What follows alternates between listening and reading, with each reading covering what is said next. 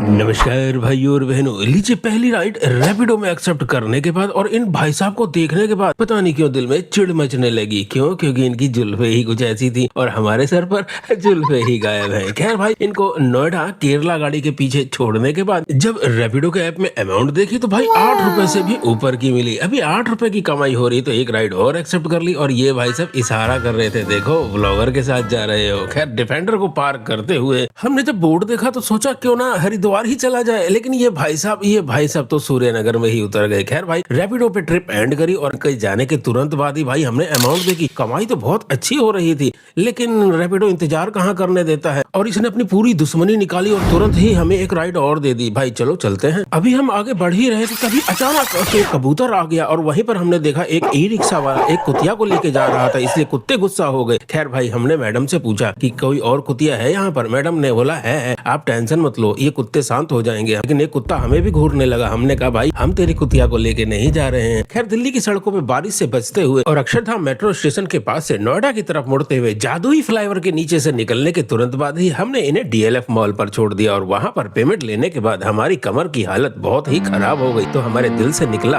भाई यार ये राइड तो हो गई कंप्लीट, लेकिन यार ये रैपिडो को यार शर्म नहीं आती यार। 18 साल के बुढ़े आदमी को रेगुलर राइड दे रहा है। रेगुलर भाई, पूरी कमर दर्द हो रही है इस वक्त, बुरा हाल हो रखा है एकदम। 487 रुपये, 500 रुपये का काम करा दिया इसने।